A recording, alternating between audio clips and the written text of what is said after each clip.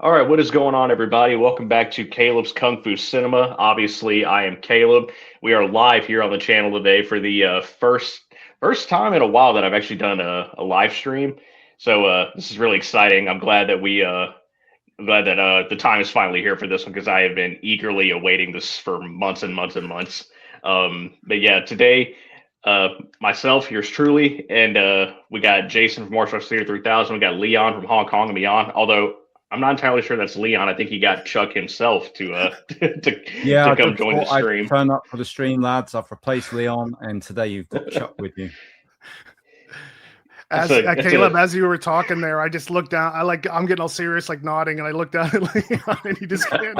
If you ever need a comic relief, you just look down. Wow, that is Yep. classic. I have to ask, Shake, that when you first came on, I thought it was CGI for a second, but I thought you did like you're good at putting back screens and all that stuff. Yeah, no, I've gone the old school route with physical, practical effects here, and yeah, it took me a while to grow the hair, but it's here. Can I interject an early thing? I just have to say this: when I watch that, and I know how much you love Chuck Norris, Leon, when you kind of look like him, and not you look like him now, but when I was watching it, I was like, if he had a shaved head, like have you ever been told that before or thought that at any point? Well, in my dreams, yeah. Nobody's I'm telling you, in his early breaker period, like when he had that hair versus the Yeah. red, I'm telling you, like you've morphed, like from reading all his books, it's like come into you a bit or something. You know what? I love you even more now. Yeah, because yeah, buttering you up. a dream of mine. Turn into Chuck. I've got to take those glasses off. It's a bit much. Yeah, you still got it. I'm telling you, it's even more like him now. Yeah. All right, but yeah, as everybody can tell today, the three Kung Fu Amigos, we are breaking down our top three Chuck Norris movies. All three of us went on one hell of a journey, trying to figure out a top three. I know there were a lot of we're gonna save it for when we dive into everything, but there were a lot of highs and lows here. But yeah, I mean, I'm really just excited to get into it. But before we get started, I want to let the guys introduce themselves. So yeah, first we got Jason, Martial Arts Theater 3000. Jason, tell us what you're all about. How's it going, everyone? Yeah, my name's Jason, as Caleb just said, and I have a martial arts movie channel, YouTube channel, Instagram, now on Facebook as well. I'm not really on there, kind of just auto posts there. So if you guys ever want to look me up, and I cover old school mainly. Have had some friends along the way, been getting me into the modern because I'm kind of been allergic to it over the years for various reasons. But yeah, it's pretty much what my channel is. I've started it in 2021, both YouTube and on Instagram. So Yeah, right on. That's really great content too. I've always like really enjoyed your stuff. Like even before you and I like really got to know each other, I still thank you. really enjoyed watching your stuff. And Thanks, then buddy. yeah, of course. And up next, obviously, we've got Chuck Norris himself.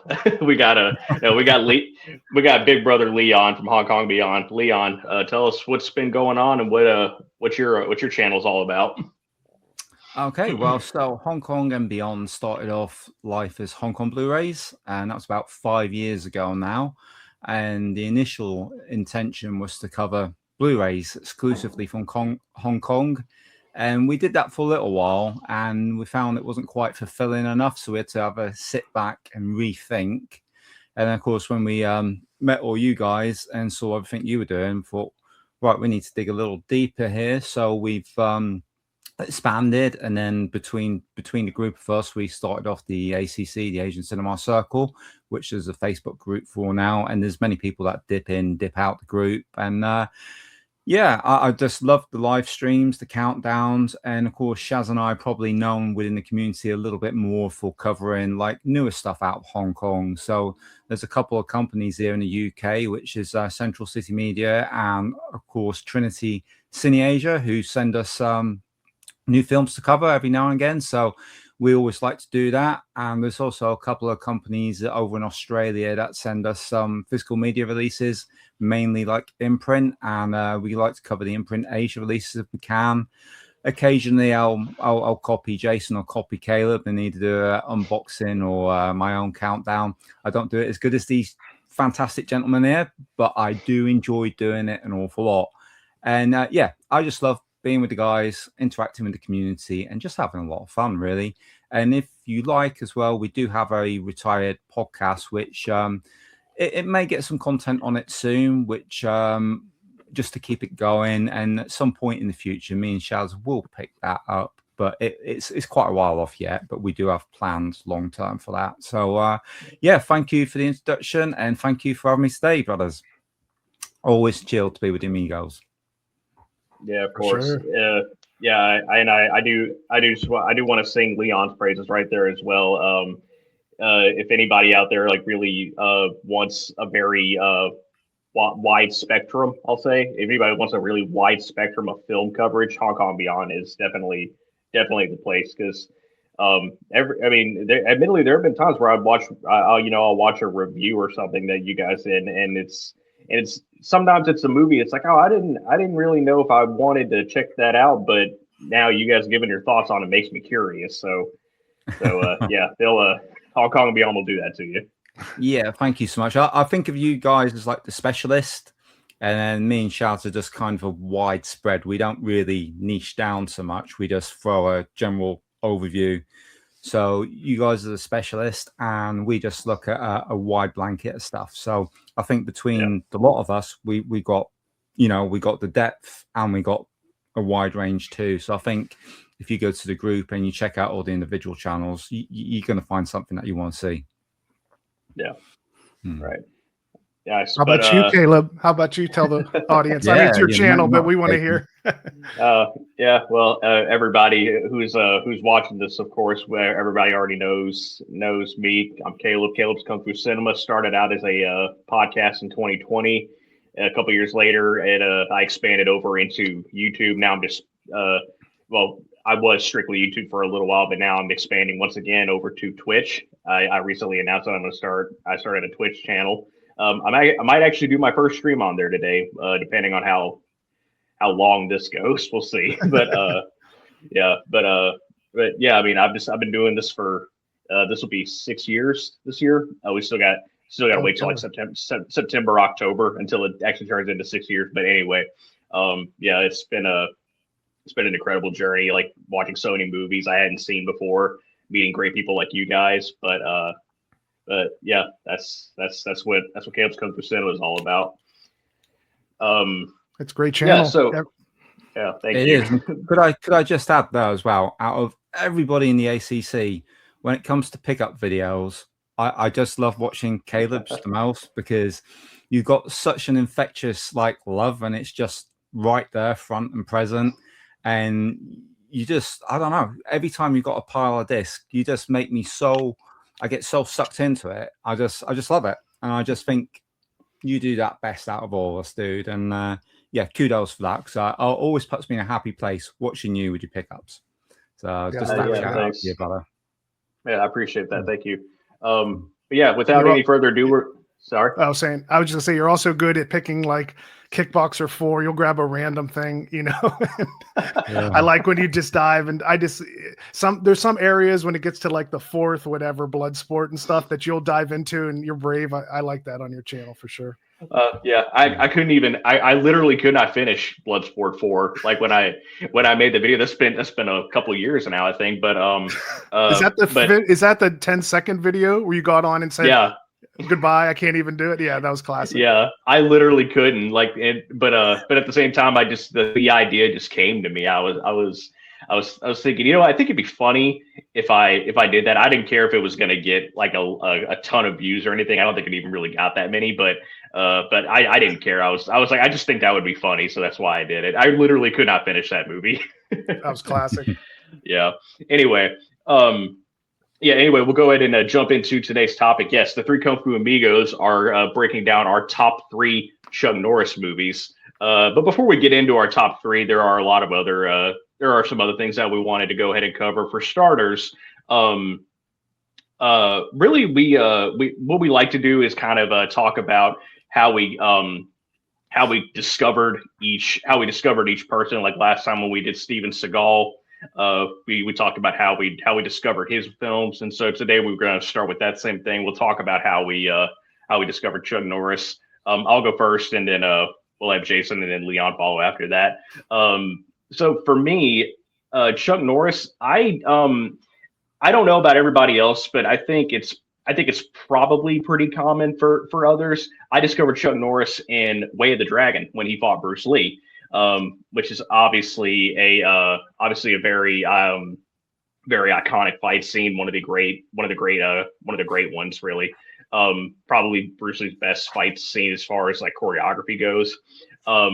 So yeah, that was when I first saw Chuck Norris, and I remember seeing that movie with my uncle, and my uncle was a big Chuck Norris fan, and he told whenever Chuck Norris came on screen, like when he got off the plane in Rome, it's a great scene. But whenever that scene came on and we saw Chuck Norris for the first time, I remember my uncle pointing out that he said that's Chuck Norris. He's this big karate champ, one of the greats as far as the tournament karate world goes.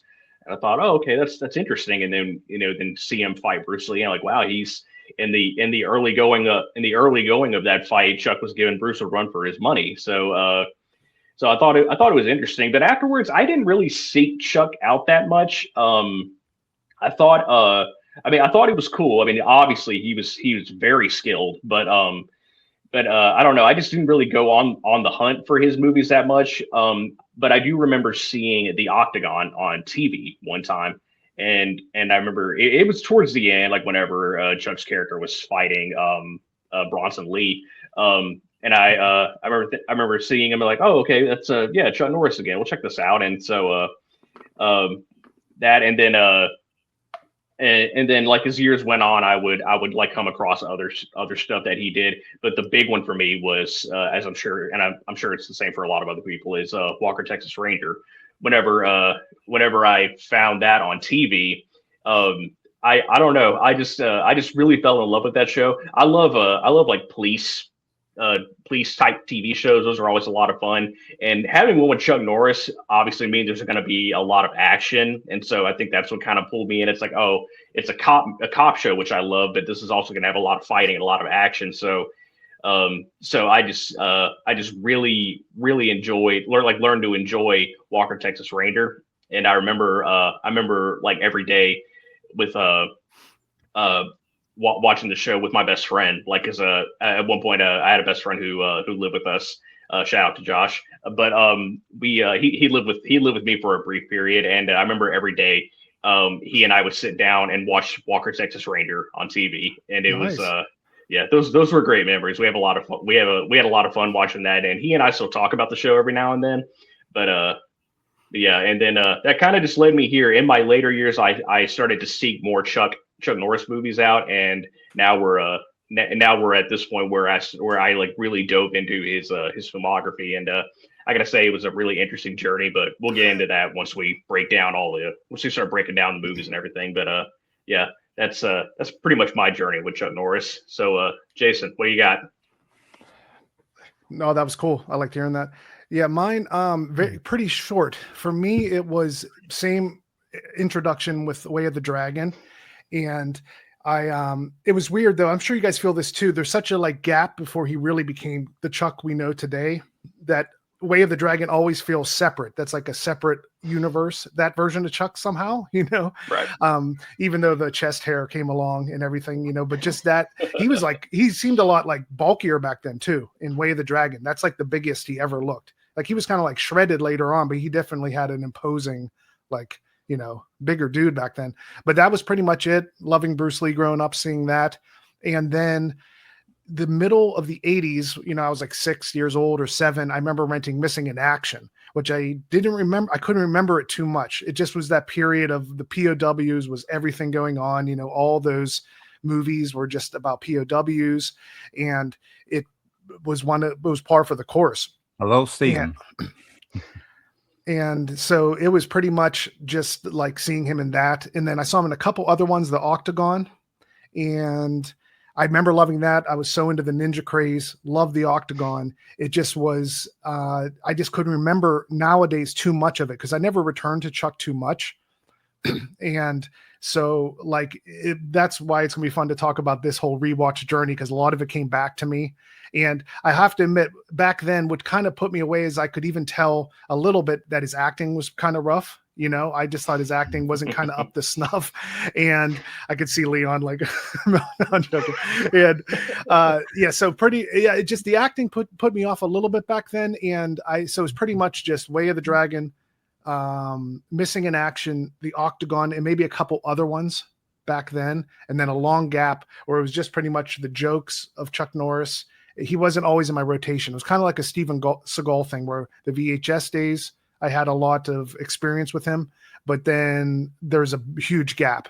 You know, I didn't go back to him and go down the path like Van Damme. Well, I didn't until recently. So, right. Nice. Leon, tell us about your journey. Well, first off, I noticed we had a couple of viewers pop on, like PerryFan49 and Steve Moore. So hi to the guys. Thank you for watching us today.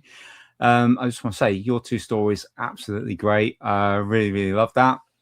When I came to Chuck first, I most definitely would have been at primary school, and it would have been the early 80s and on Betamax.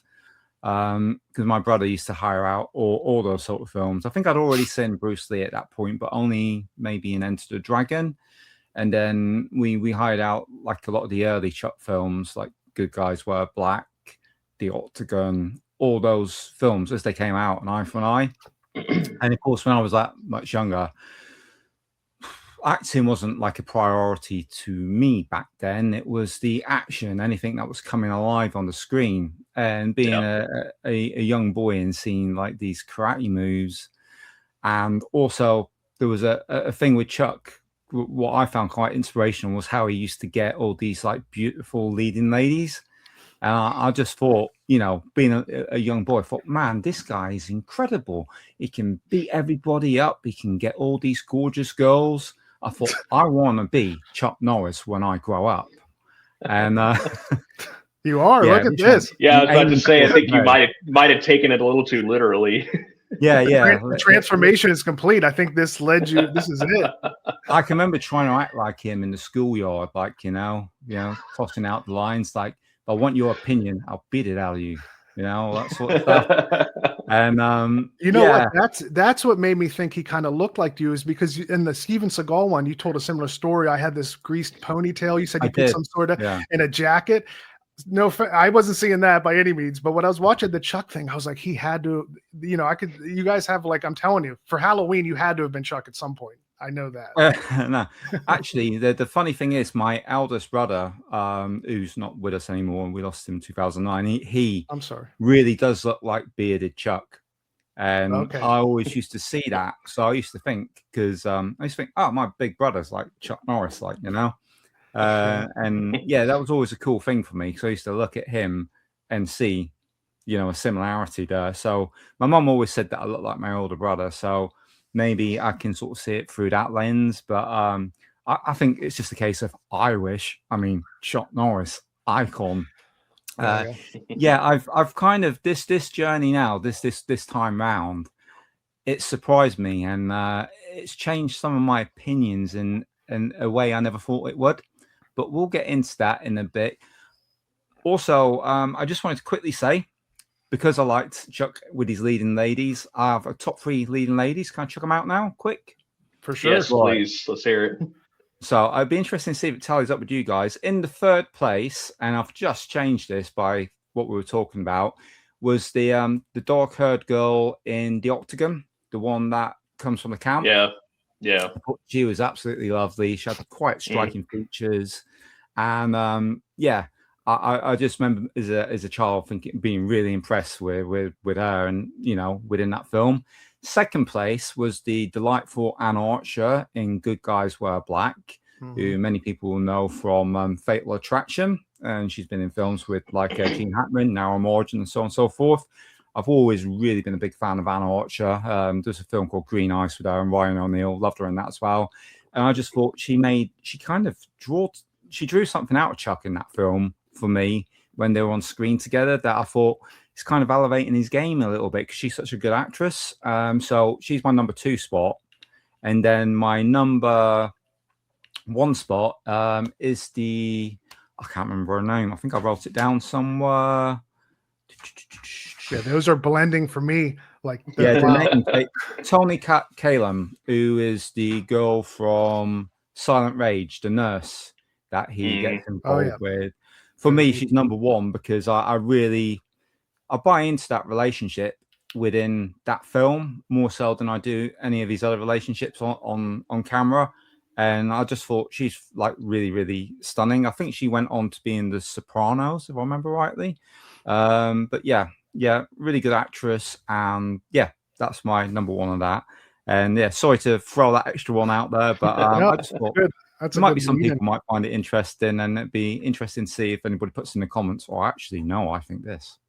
So yeah, I think yeah, that's good. I think it's funny you mentioned the Octagon. I had a feeling you'd throw that one in there, but at the same time, I remember watching that movie, and I remember asking my wife. As always, my wife watched all these with me too, and I remember when we were watching that one, I remember asking her, it's like towards the end of it, I asked her, I said, did you notice how many women he's hooked up with in this movie? Because it's like each act there was a different woman in that one. It was funny. And that was the one where she actually, unlike a lot of the other ones, she was a martial artist and had some fight scenes in the Octagon. So that was pretty cool.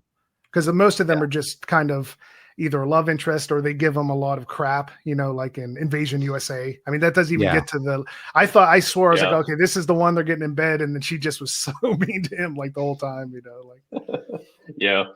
But yeah, Leon, thanks. That was fun. Thanks for that little countdown right there. But the next what's the, I forget next. Next segment. We could call it that. Thanks, Jason. Next segment. We do want to throw some honorable mentions out there, but before we get to the honorable mentions, I do want to share with everybody a little Chuck Norris fact. They are not Chuck Norris jokes; they are Chuck Norris facts. They are true. People get that wrong sometimes.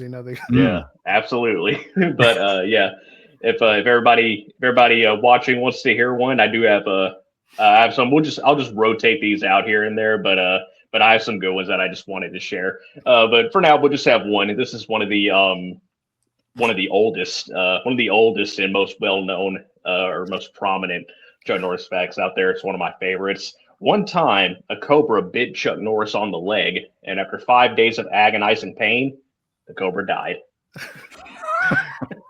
Classic. Yep, that's a good one. It's one of my favorites, but yeah, I love how also the timeline. You're like, this is an early one. This is a middle period. Like, yeah, that's classic. Yeah. But yeah, I'll throw another one out there a little bit later. But first, we're going to go ahead and get into our honorable mentions. I'll go ahead and go first, of course. But really with these, we're kind of just we'll just kind of throw them out there, and then we'll talk about we won't dwell on it too much because we do have a top 3 to get into. But we'll just throw honorable mentions out there if there's any like lingering thoughts you want to throw in with those, we can do that. But for me, my 2 honorable mentions. First off is Firewalker. I really enjoyed that movie. I have to say, I think that was probably the one, like, out of everything that I watched, because I watched 12 Chuck Norris movies, and I think out of all the ones that I watched, Firewalker was probably the one where Chuck had the most personality, I'll say. And it was interesting seeing him here instead of other movies where he's very stoic, like very, very serious and stuff like that. And he's a tough guy. Here he's again, he's got a big personality. He has his moments of sarcasm and stuff like that. And and it was interesting. Him and Lou Gossett Jr. played off each other very well. But yeah, I just wanted to throw that one out there. And if there's anything that kind of like took it out of the top 3 for me, it was I don't know, the villain wasn't really doing it for me, and so I was like, I like this, I like Chuck's performance, but I don't think I can include that one because the villain and everything just took it out for me. And then my second one you got Leon most likely maybe saw this coming, but my second honorable mention is Sidekicks. Nice. Yeah, I love Sidekicks. Obviously, when people watch that movie, it's like, oh, it's so self-indulged, and yeah, it is. But you know what? It's nostalgic for me, and nostalgic is a killer sometimes. But yeah, I just love Sidekicks. It's a lot of fun. Joe Piscopo's performance is amazing. Jonathan Brandis was great. Jonathan Brandis was a great actor. I miss him. He was very talented. And Mako was in it. Mako was also excellent. It's just it's just a really fun movie. Even if you can't say it's one of Chuck's best, it's still a personal favorite for me. Mm-hmm. I have to throw in that Piscopo performance that had to have influenced Rex Kwon Do from Napoleon Dynamite. It is so close, the whole thing. You know what I mean? There's like some of the lines are like the same. I mean, that's kind of a that trope can be in other things, but I was like, this is Rex Kwon Do.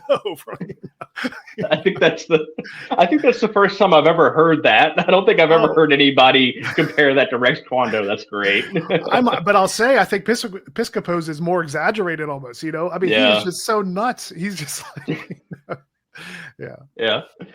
yeah. My I do real quick before Jason throws his honorable mentions out there. One of my favorite Piscopo moments in Sidekicks is when Jonathan Brandis' character Barry, whenever Barry has the hitman fantasy, and he's they're fighting Piscopo and all of his lackeys in the candy warehouse or whatever. And Barry aims that bazooka at him, and Piscopo's like, "You wouldn't dare." I don't know, that cracks me up so much. Just the way, just his delivery right there, like, you wouldn't dare, and then he does it anyway. But yeah, that's a funny one for me. Well, it's good. The one-liners are priceless. It's like the 80s trickle over to the early 90s. They kind of lost that in the late 90s, but it bled in pretty good to about 94, I'd say. Yeah. Yeah. All right. Jason, let's hear your honorable mentions. Yeah, mine, I had a little trouble on this one. This might spoil my top three a bit, to be honest, but I kind of have to elaborate a bit. I have come to love Chuck in that cop. Well, and I told Leon, I was like, I have to rewatch some parts of 79 to 83 because it is like the same movie over and over, maybe 78, 77 to 83.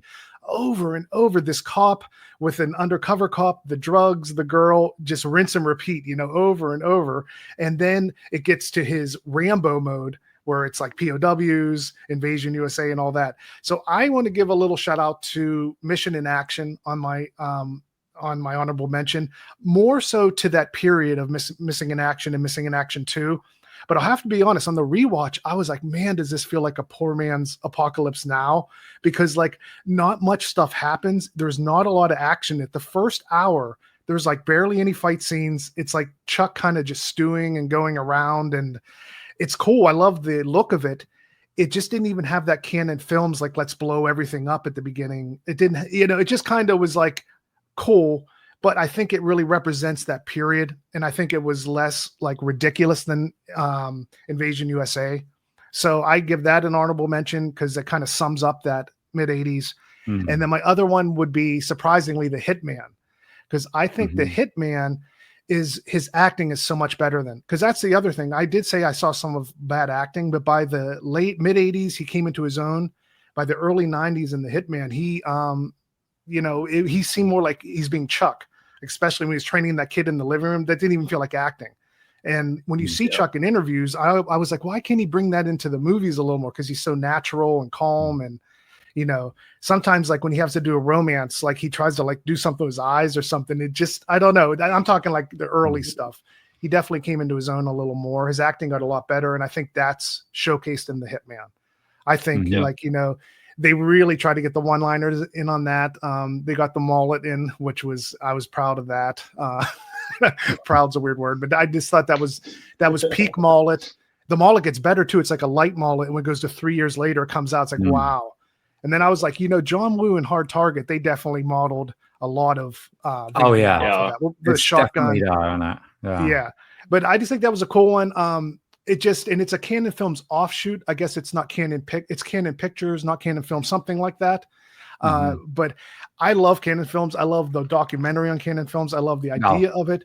But that documentary is unreal. I just think anyone who's watching, you got to watch Electric Boogaloo. That is such a good documentary. But when it comes down to it, you could see.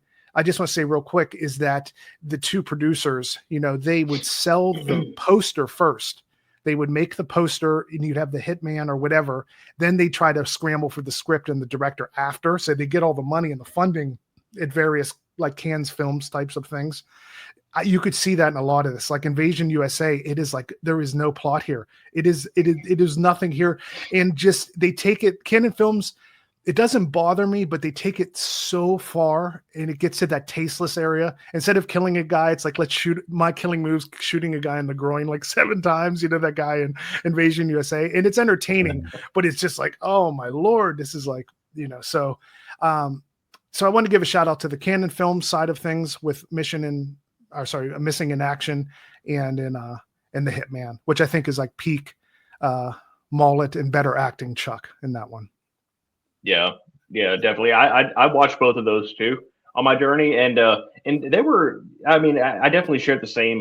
Shared the same thoughts as Jason. That they were interesting. They were good movies, but there were also just not a lot going on in either of those. But you saw. Oh, you mean the Missing in Actions? Yeah, or because not the Hitman. There's definitely a lot going on in that. Yeah. I watched it. Yeah, I watched the first and the second Missing in Action, and there's not a whole lot going on in there. I will give the second one credit for actually having a big fight scene at the end. Between Chuck and Soon Tech O. It was a pretty solid fight scene. The Hitman was fun, but also I don't know. There's something about that one. I don't really know, but no, that's cool. Yeah. That's those are good picks, Jason. Leon, what do you got for your honorable mentions? Right. So first up, and this again may wreck my top 3 because this might be a bit of a shocker, but I've got The Octagon. Nice. I absolutely love The Octagon. I really do. It's one of my favorite Chuck movies ever. And I would say out of all of these films, if we're looking at them as martial art films, I say The Octagon's probably number 1 for me because I think his form in that is unparalleled in any of these other films. Some of the, the roundhouse, the spin kicks, the spin punches in quick succession. They just fly. They fly so well. And then you got that fight scene between Chuck and Richard Norton. Absolutely love that. I love that we got Lee Van Cleef in there. The only thing that probably took this out of my top 3 was I've always had a thing for it is the narration. He's over here. Yeah. So and odd. It takes me out of it a little bit, and that's my first one, and my second one, Caleb's already had it. It's Sidekicks. Cool. Absolutely love Sidekicks. The only reason why that one's not in my list is because I don't feel it's really a Chuck Norris film. I feel like Chuck Norris features in it, but it's like Jonathan Brandis's film to me.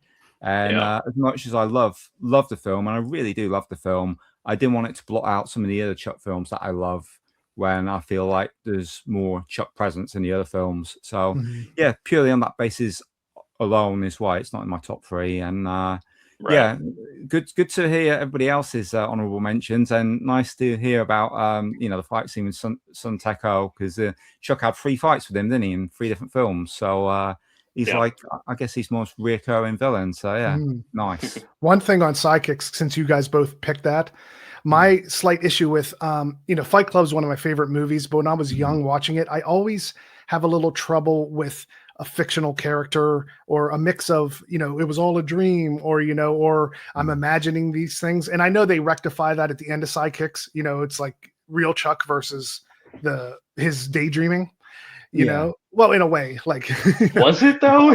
Well, look at me. Whoa. No, I just mean it kind of like, I just mean it's like, it aids him in a way that it's not just him staring off and imagining these things in school. It gets a little more real life versus him just like imagining him in the wilderness. But so it got me more on board, I'll say, at the end to like it didn't, because whenever it's just like him imagining them, it just kind of feels like a long flashback, because I have issues sometimes with flashbacks, fake, it doesn't exist type of things. That was just my thing. But if Leon, you saw that when you were young, or sorry, Caleb, you saw that when you were younger, right? Yeah, I was really young when I saw that. If I saw that, I think that would have been up there for me, because I think they would have got me. But as you can see, watching it now, like, so yeah, it's definitely something that you need to that you needed to grow up on, and that's what it was for me, because as a kid I didn't all I ever really had was just a bunch of different martial arts VHS tapes, and when that's all you got, that's all you watch. So and so Sidekicks was just one of those. And I do want to say, Leon, when you were mentioning the Octagon, I wanted to say, you're right there, Jason. Oh, I almost knocked it all over. We're good. Earthquake. Chuck kicking his camera. Oh yeah, he's coming. I'm getting excited for the top 3. Yeah, but I do want to throw out real quick, Leon, you mentioned the Octagon. I thought that was a decent movie too, but the whispers took me out of it a lot. It was it was so weird. It's like nobody else knows.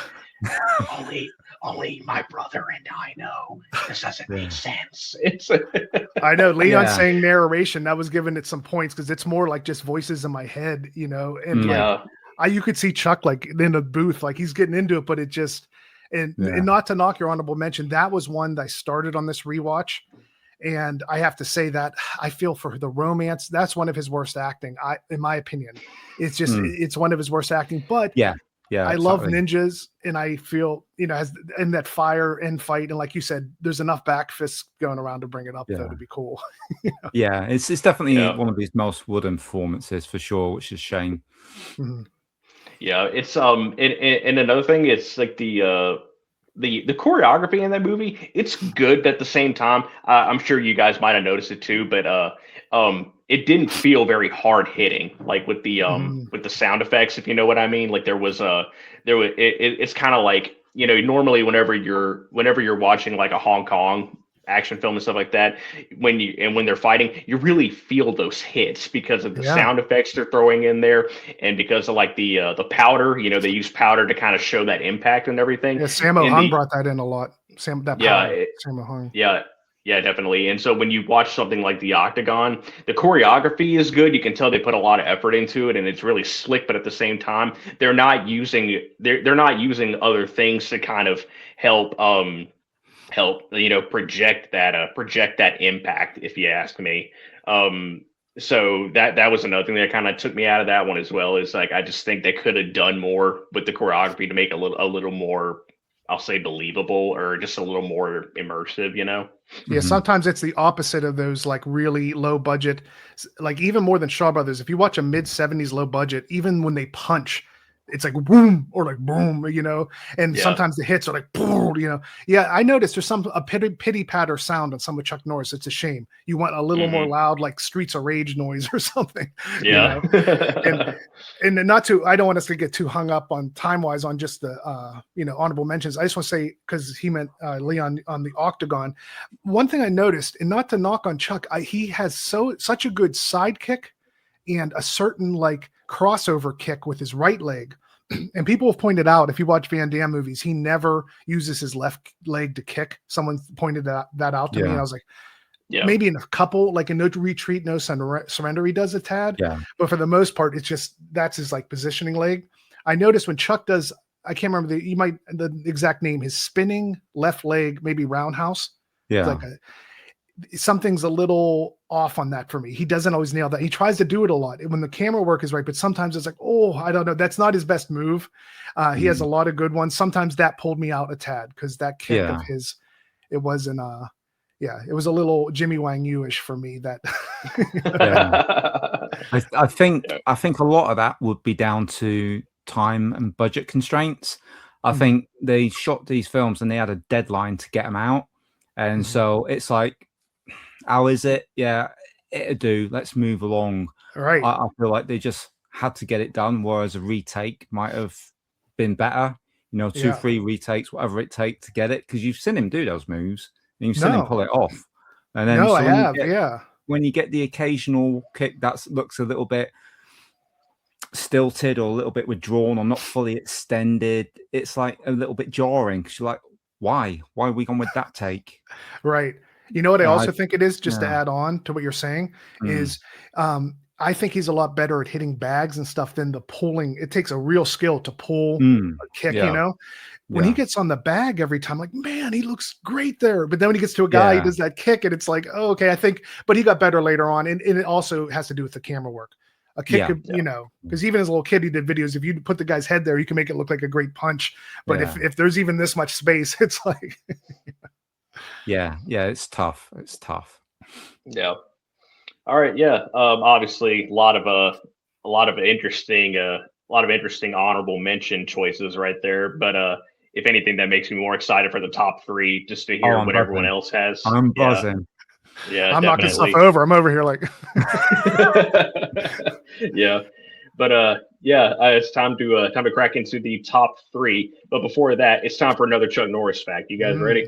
Yes. All right. This is one of my favorites. Chuck Norris has a bearskin rug in his living room. It's not dead. It's just afraid to move. Very good. I love it. We need a laugh track. We need a laugh track for these. Yeah. Leon be good with that. Yeah. All right, but yeah, time for the top 3. So I'll go first, and then Jason, and then Leon, and we'll just keep rotating until we reach our number 1 picks. So for my number 3 Chuck Norris film, it is Code of Silence.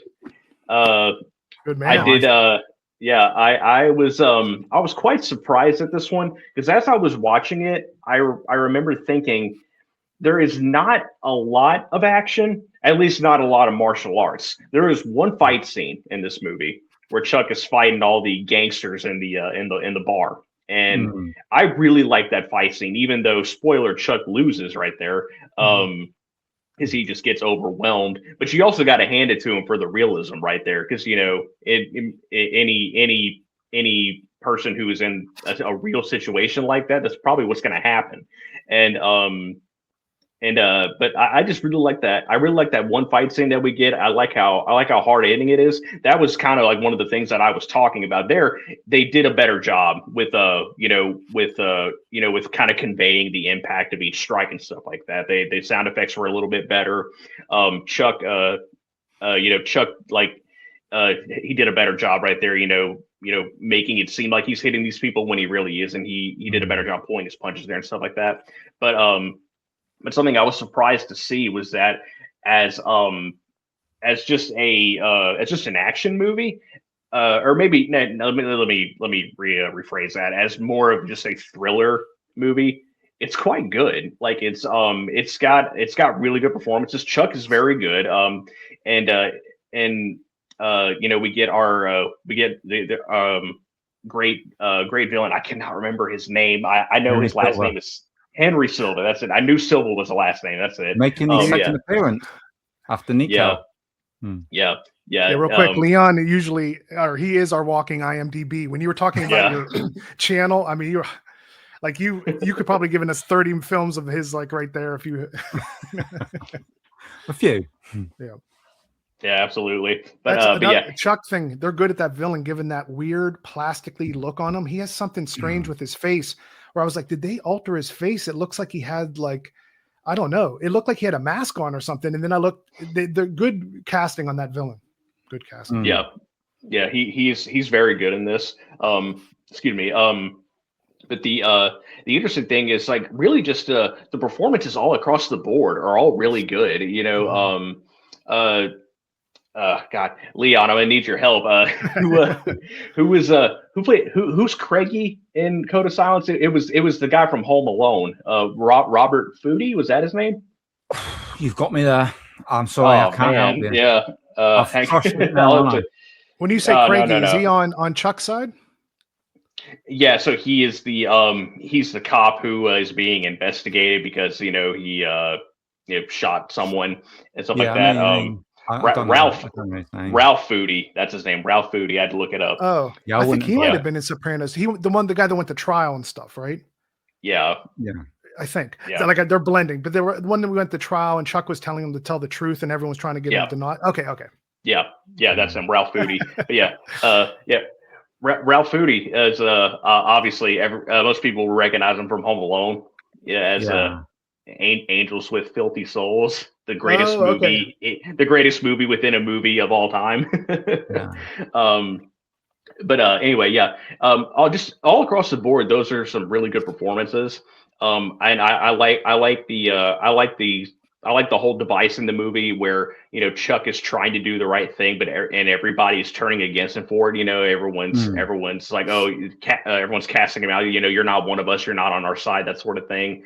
I think that's just an interesting story right there. And I think it's just it's just cool seeing Chuck like kind of in that situation because obviously in like later Chuck Norris movies he became kind of a he became a one-man army type of thing. Mm-hmm. But in this kind of movie, you see him and he's in situations where he needs help, and other people in the movie like acknowledge that, but here nobody wants to help him, because people have turned against him. And I just thought that was interesting. It's a unique experience as far as Chuck's movies go. But sure. My number three is Code of Silence. Good pick. Good choice. Good title as well. Oh yeah, I do like that one. Excuse me. It lines up too. Some of them you're sitting there going, "Why is this called this the whole movie?" On a couple, which I might be getting to here. Yeah. All right. Yeah, Jason, what's your number 3? So my number 3 is An Eye for an Eye. I thought that, as I've said, this period blends. Like as Kaleb was talking there, I was trying to go, okay, is this one and this one? Is this bad guy and this one? It's coming to me. Yeah. But I think this kind of encapsulates that cop period of, the sidekick, the girl, that whole thing before he turned into Rambo, is that period. I love Mako. I'm not sure, probably Mako. And me and Leon being absolute Conan the Barbarian fans. I will always think that's his best role, but it's neat to see him have that same esque to him, to have that same like demeanor. His facial expressions alone are priceless on Mako. And I think that's my favorite sidekick of his. I think they were awesome. I think they could have went off and done a bunch of stuff together. Yeah. I love the duo. I thought there was a decent mystery to it all, and I like how the twists to it, how they had, it's obvious, like when they have Captain Stevens, Richard Roundtree, when they have him obviously seeming like he's the guy, you have to know that that's not going to be the guy, maybe when I was young, if I had seen it. So I just like the different twists and turns.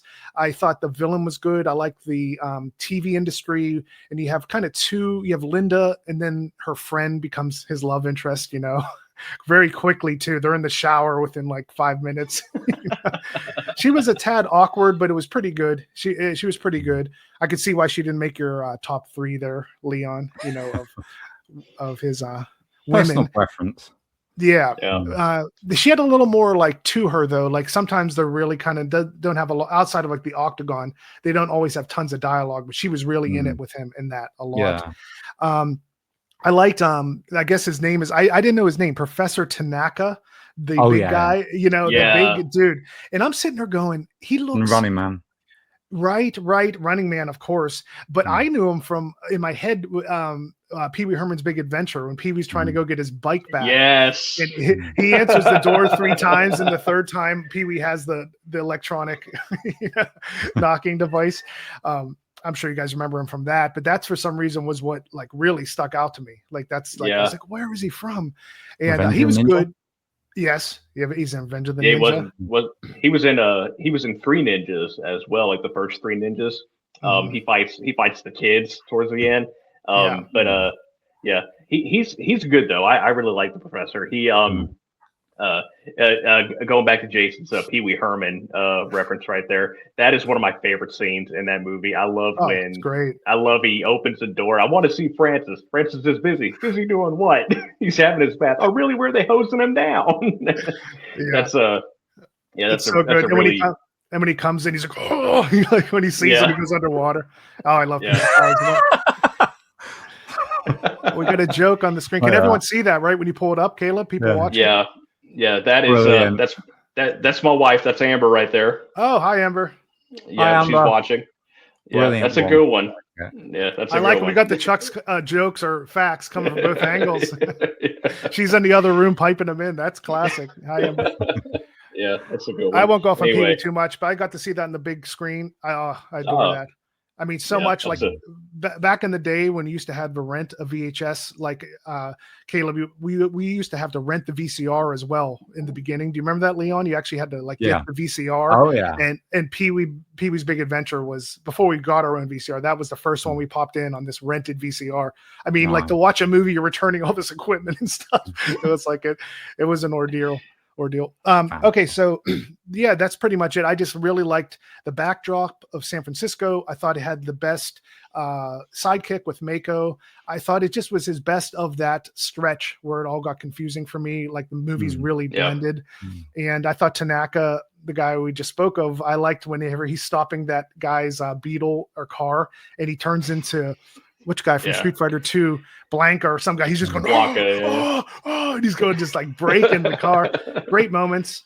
I thought that one was really solid. And that's the period where Chuck's acting got better. He was so green at the beginning that he starts to just, and I read something, he actually knew his acting was kind of rough and he talked to Steve McQueen and Steve McQueen said, oh, you know, like what's wrong with your movies is when they write you too many lines. You have to have everyone else explain the plot. You want to be the cool, just to say the important lines. And then Steve McQueen, and then it made Chuck feel better. And he probably talked to the people about it because you see that come in. And Steve McQueen said, oh, and on the Blob, I was horrible. Trust me, you'll get better. And I saw that.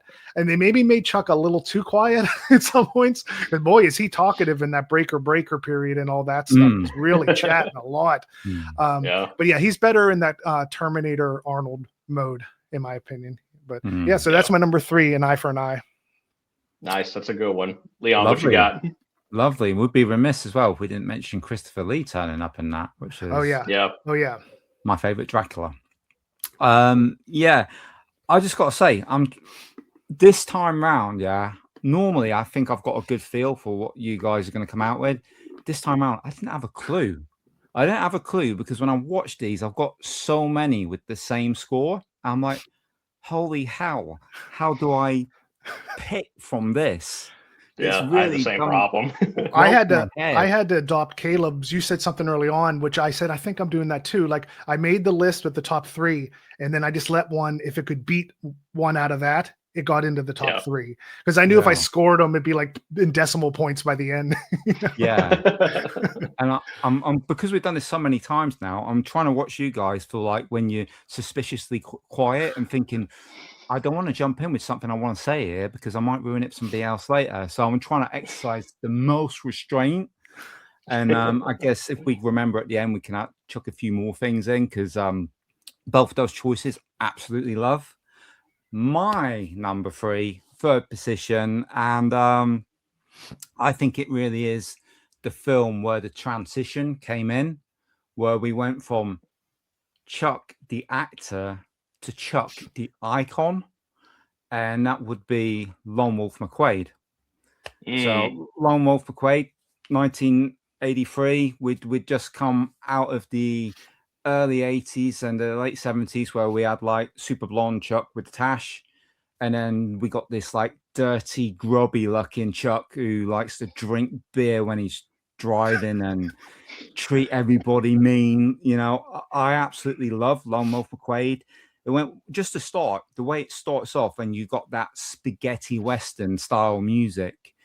Now that music is based a little bit on Ennio Morricone's soundtrack for Once Upon a Time in the West. And if you watch that film, then watch this film, you can see those influences really, really heavy.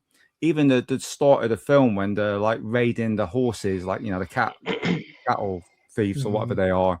And he's just like stood up there and with his like hat on, you know, this is like the proto Walker Texas Ranger. And I just, there's so much in this film that I really like. And this actually has my favorite sidekick in it, which is Robert Beltran, who plays KO. Because I remember I'm a big Star Trek fan, and I loved him as Chakotay in Star Trek. And I just think it's great how Chuck doesn't want him as a sidekick, and yet he's trying to get in with him, and his character transitions a lot through the film. You got one of my favorite villains, who is David Carradine, and I've always liked David Carradine more as a villain than I have as a hero. I think he makes a really great villain, hence Kill Bill, etc., martial law. And the build up, it's really, really good. And there's some great lines, isn't there? And some great supporting cast. I like the older guy in it, LQ Jones, who plays Dakota. Now, anybody that's ever seen Roadhouse, Sam Elliott as Wade, Dakota. There's obvious like sort of similarities there. You got the turbocharged 1983 Dodge Ram Charger in there, which is absolutely iconic. You know, the way he digs himself out in that when he gives himself the biggest shower. Something I like to do every morning before I get to work. Just have that douse beer shower.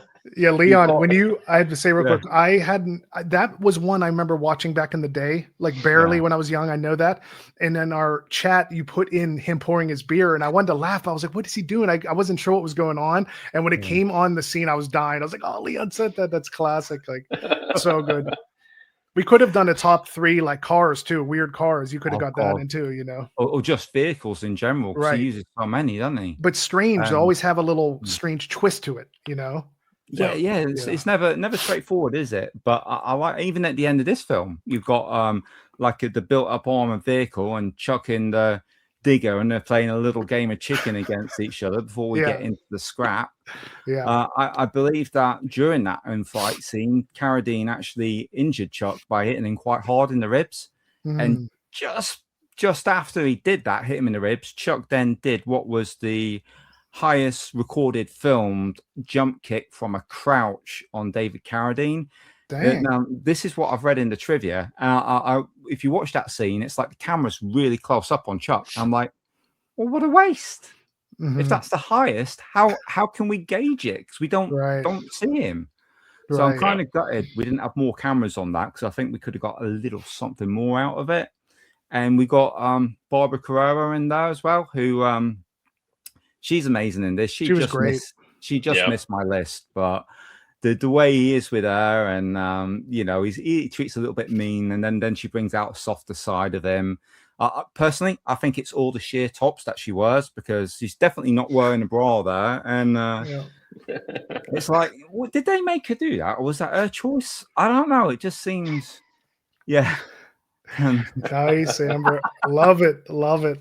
I saw him do that. I think one. And just the operatic music during the love scene, that just really tops it off nicely for me. This has got everything for me that I wanted to see, in that change from Chuck that I feel was necessary to bring him from what he was into the biggest action star of the 80s, which is debatable, but when it go by VHS sales, it was clearly Chuck.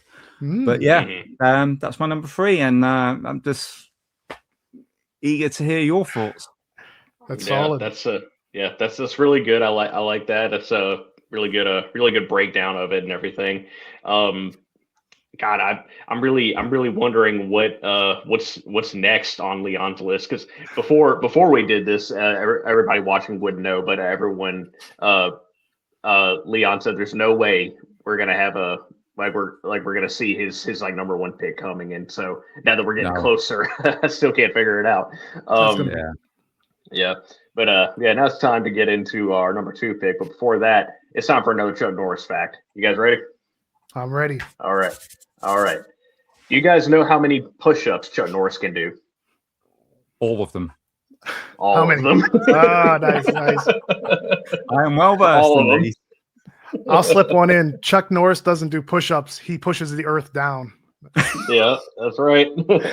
People like that. That was a solid one. It's a little add-on to yours. I thought that's where you were going. When I heard push-ups, Yep.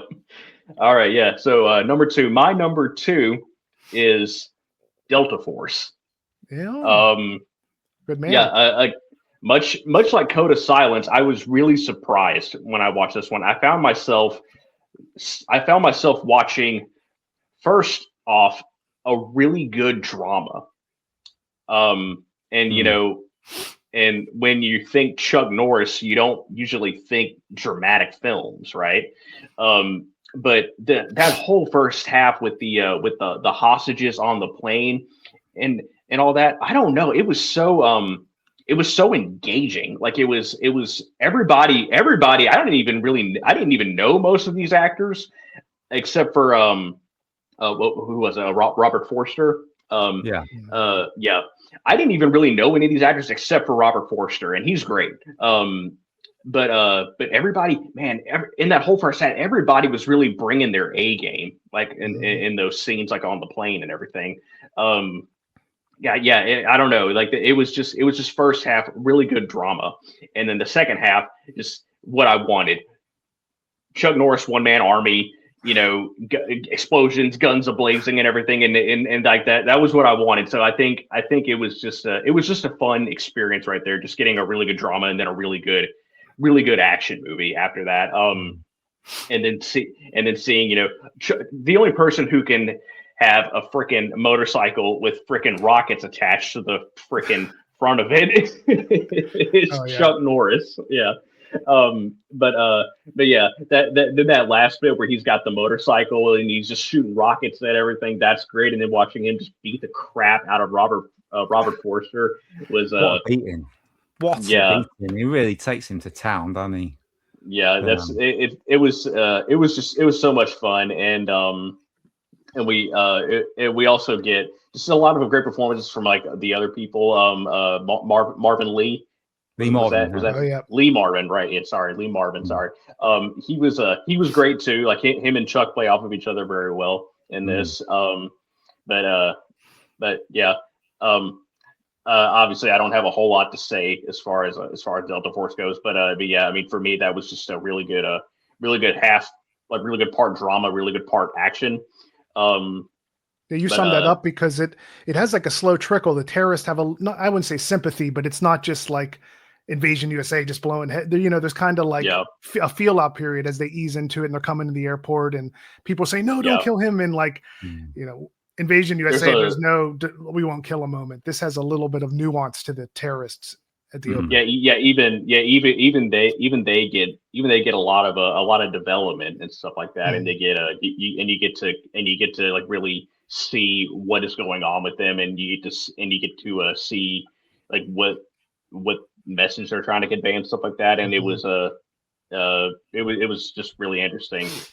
So thanks to Jason for throwing that one out there. But yeah, Delta Force is my number 2. Jason, what is yours? My number 2 is Lone Wolf McQuade.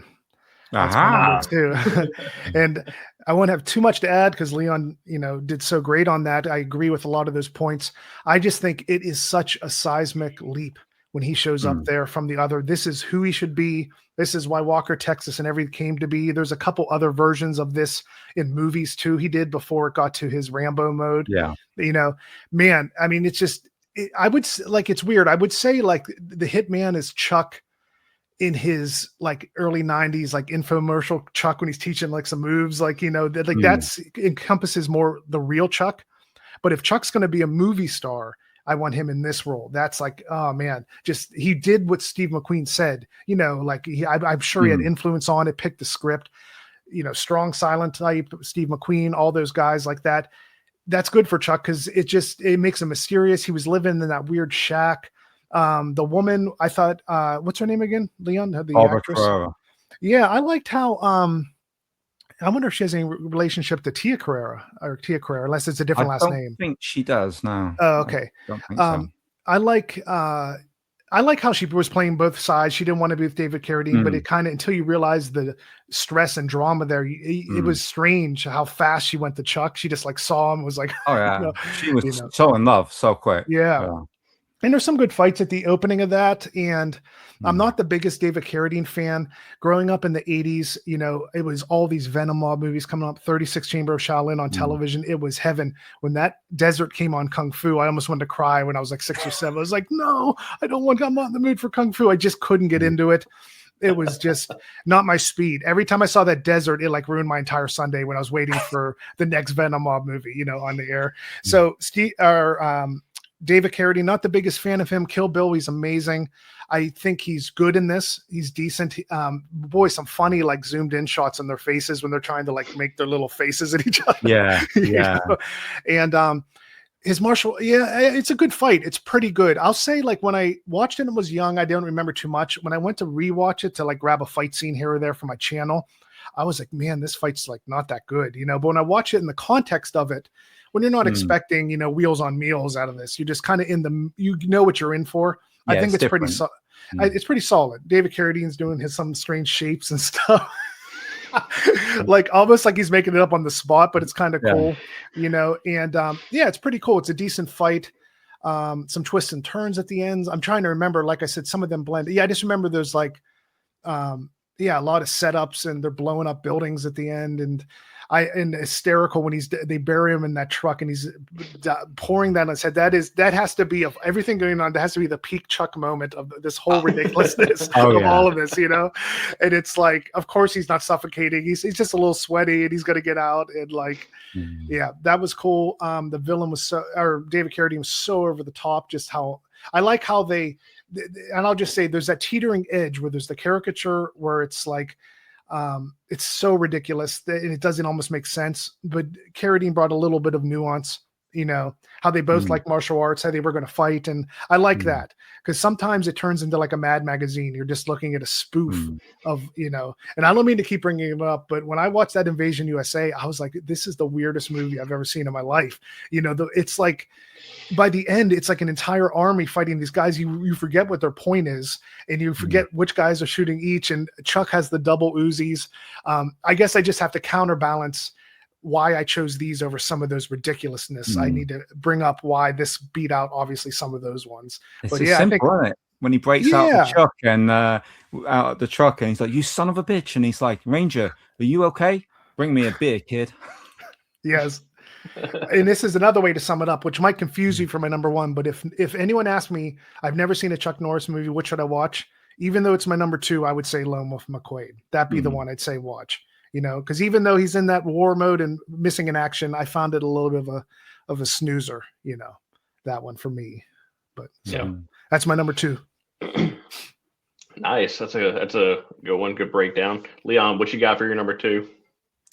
Okay, you guys probably won't see this one coming either, actually. But this one was after repeat watching, and I remember watching it a lot when I was young. But I watched it a few times this time just to think, I'm not just buzzing off the one watch, am I? I do really, really love this, and I thought, I know this isn't up there for people, but I thought, you know what? I just couldn't care less. It's my number two, and I absolutely adore it because you got the proto Lone Wolf McQuade in it mixed with a horror movie, and it is of course Silent Rage. I absolutely adore Silent Rage, and I know that Chuck has been frowned upon for his acting back at that sort of stage of his career, but I'm watching this and I'm thinking, like Jason said, he needs to dial it back a little bit, and I thought in this one it was dialed back a little bit. And everything that he's given to do, that's put on his plate, I think he deals with it just perfectly in this film. And I can see him heading towards that sort of stardom in Silent Rage. And I like the context that we got Michael Myers versus Chuck Norris, which is essentially what it is. Because I always had that question in my head. What about if one of these killer psychopaths comes up against a top martial artist? And there we have it in Silent Rage. And if I just find the name of the actor, got it here. Brian Libby. That's my IMDb moment for you. Brian Libby. He went through it a little bit, didn't he? Because I know in the end fight scene, the first move that Chuck did on him was a throw, and he broke two of his ribs. Then he did a jumping takedown and cracked his ankle. And Brian Libby still just wanted to go with it. I mean, he was a big guy. And apparently they rushed him to hospital after the fight scene. And Chuck was like, why did you want to do it? And he said, well, I believe acting's much about the physical side as it is the oral side. So game on to him. But we got Ron Silver in there as well from Time Cop as well, and The Entity and whatnot. He's great. We've got Stephen First. That's the guy I wanted to mention. I absolutely love Stephen First in this. You know, he's like chubby sidekick, the cop that's always wondering whether he should be a cop, and then Chuck's like plowing in with sort of compliments all the time and bigging him up. I really like that because that guy was in Babylon 5. He played Veer. I don't know if anybody watched Babylon 5.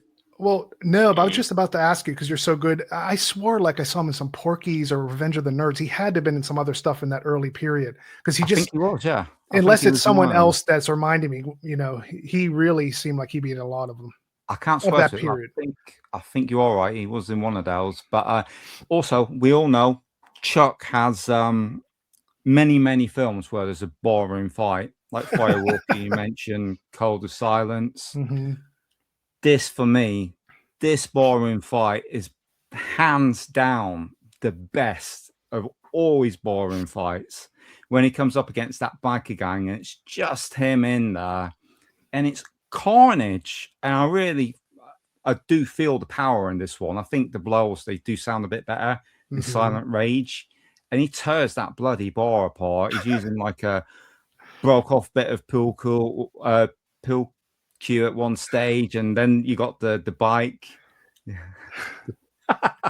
Yeah. The bike goes straight through the window. Oh yeah. I absolutely love Silent Rage. Leon, we could have, not to interrupt, we could have done a top 3 bars too. You know what I mean? Because when they go in, it's like, and this is funny. What comes to mind is the idea is which bar would you not want to go into the most? Yeah. I think Pee Wee Herman's Big Adventure with the tequila might still reign supreme, but these have some. It's like you go to the lights so dim. How many bikers are you going to have in here? Like, you know, how much does the record scratch when he walks in? Like, yeah. You know? Yeah. Wow. And there's another one, not to interrupt, but yeah, no, that's a good call on that. The bar in there is solid, is really solid. You know, I also wanted to shout out the actress Stephanie Dunham, who plays Nancy, who's like Ron Silver's girlfriend in it, because I like horror movies of the 80s and whatnot. And she wasn't in a lot of films. I think it said she was in, what was she in? Oh yeah, she was in a program called Mistral's Daughter with Stacey Keach and Stephanie Powers. That was a really good thing from the 80s. But yeah, she was so good in this. When he's in the house with her and she's like hiding in that attic-y bit. I thought she would have made a fantastic screen queen, but this is our only one, you know, attempt at it. So I think like they could have done a little bit more with her, but overall, Silent Rage, it's just a perfect mix of horror and martial arts for me, and I don't think it happens often. You know, Donnie Yen tried it with Satan's Return, which had a younger Dale Wong in it and Ching Mi Yao, and that was okay, but it was nothing like this. This for me is where the martial art horror worked, and the only occasion that springs to my head in this sort of, you know, slasher context. And yeah, that's my number 2. Nice one. Nice. Yeah, that's a good one. Yeah, Silent Rage. I didn't. Unfortunately, I did not watch that one. That was one that I was not able to find. A lot of the, pretty much all the movies, actually, pretty much all the movies that I watched were. I had to stream all of them because I don't own many of Chuck Norris's movies, unfortunately. But that was one that I just had a hard time finding. So unfortunately, I had to pass on that one. But we can say Chuck Norris lives on Tubi. I mean, man, they gotta, you know. But the sad thing is with those commercials, I did feel some of his movies were a little too long. I love that hour and 20, hour and 30 mark for that grindhouse time. Sometimes I just felt a little too long. When you get on Tubi, you have the commercials. You're like 2 hours and 30 minutes for Chuck Norris, you know. Yeah. but sometimes it's weird. He doesn't have a big like Blu-ray presence on a lot of this stuff, like a strong, in my opinion. You know, like for some of them. A lot of it, a lot of his movies have gotten Blu-ray releases in the last couple of years, but excuse me, they go out of print so quickly. That's what I mean too. I'll re-say that I had to spend $25 for Force Vengeance, you know, so it didn't feel like it's like it wasn't some Amazon thing that was right there. I wanted to get it, and I have mixed feelings on. I like, you know, we could talk about that too, but no, I have sympathy because I had trouble finding a lot of these. You know, I had to pull different moves. Yeah. All right, yeah, that's good. And now, it's finally time to get to our number one Chuck Norris picks. But first, it's time for another Chuck Norris fact. This is I found this one. I actually found this one last night, and it really cracked me up. I don't know why it's so simple, but it really got me. And it is Chuck Norris can believe it's not butter. Oh man. Wow. That turned into a top 5. That is really good. That is really good. Yeah. Yeah. Excellent. Yeah, I don't know that one just got me. That one really cracked me up. I don't know why, because I remember thinking it's not that funny. Like no, but it's perfect. It's perfect. That's why it's funny. Yeah. It's the thinking man's Chuck fact. It's oh man. Okay. Yeah. I will have one more.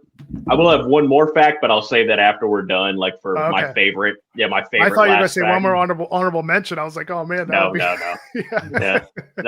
I was gonna say I've got one more fact, and it's my favorite of all time. But I'll share that when we're done. But yes, my number one is Lone Wolf McQuade. Good man. Nice. That's strange. I didn't see that coming for some reason. I don't know why. I thought you were going to pivot to some sort of like explosion one for some strange reason. Yeah, it's kind of tough saying everything I love about it because you guys already covered it. But yeah, I mean that's just really that's just the one where Chuck like really where Chuck just became, like Leon was saying, is where he became the icon, Chuck Norris. Mm-hmm. That is where like it was the precursor for Walker Texas Ranger, which is, one of the biggest things that Chuck is known for, other than, fighting Bruce Lee and, a couple of his other like big one-man army action movies. But yeah, Lone Wolf McQuade, that was that was just the one for me. I was watching it and like this is it. This is the Chuck Norris movie for me. Like it's just got great performances. It's got fun action. It's great seeing him and David Carradine fight each other. David Carradine is just a rotten little scoundrel in this movie, and it's a lot of fun. What do you think of his shapes? What is your shapes rating for? I mean, I think he was doing little Loch Ness monsters at one part. Like, how the Loch Ness has that coming out. He had double Loch Ness at one point. Or the claw from Liar Liar. Wow. Yeah. Wow. Yeah. I'd say it's about a 7 below 0. Sub-zero. No disrespect. I love David Carradine. He was excellent. But anyway, but another interesting thing, another interesting thing that I noticed and wasn't really thrown out there when you guys were covering Lone Wolf McQuade was the whole his chemistry with his ex-wife and his daughter. It's good. It's really good. It's really good seeing, like, he obviously loves his job. He's playing that character who, puts work before pretty much everything. His job is his life and stuff like that. It's his, it's his lot in life to like be a cop and or be a ranger rather, and and to catch the bad guys and stuff like that. But at the same time, it was nice seeing those moments where he is, he does set time aside to be a father, and he like take his daughter to do stuff with him, and it's nice seeing like him have like an ex-wife who they don't hate each other's guts, it's like an amicable split. They're still friendly with each other. They have a kid together. They co-parent and stuff like that, which is great. Yeah, that was just a little bit in Lone Wolf McQuade that I thought was interesting. I really like seeing. Yeah, I mean that's all I have to really say about Lone Wolf McQuade. I mean, you guys, we talked about it a lot. Oh, but that was a nice add-in, because if someone just tuned in and heard you talk about it, you would not think you were talking about Lone Wolf McQuade. You're talking about like a Kramer versus Kramer. Like you got it. Yeah. You filled in a little bit of the like ex-wife aspect of it. She had her moments though where it seemed like she wanted to rip his head off, especially at the very end. But I hear you though. It was a little more nuanced. an interesting tidbit right there in that movie. And yeah, I mean, that's my number one because I just think I had the most fun with that one. And I think that's just the movie where Chuck became, like Leon said, he became the icon. That's when Walker Texas Ranger followed that, and I absolutely love that show. And it's I've never seen that. I never watched that. Me either. yeah. So how is it? It's basically that Chuck from Lone Wolf and McQuaid with way more dialogue and jokes and stuff, right? Yeah, they I'm trying to remember the story exactly. They wanted to do, like, Walker Texas Ranger was basically going to be Lone Wolf McQuaid, but as a TV show. But because of copyright and stuff like that, they couldn't use the name Lone Wolf McQuaid, so they just turned into Walker Texas Ranger. But yeah, it's I really love that show. It's a really special one for me, and I just I think we got to give Lone Wolf McQuaid a lot of credit for that one. Oh yeah. Yeah. Nice. All right. Man, I'm so eager for what's next. Jason, let's hear it. What's your number one? All right. Well, I got a little curveball. I don't think we've ever did this. Maybe I did it once. I want to ask you guys if you want to guess what my number one is. We've probably done that before, but I just want to see if you could take a stab. Let me go back and look at everything I've watched. Maybe it's one of those. I think. Oh man, I'm gonna say. I'm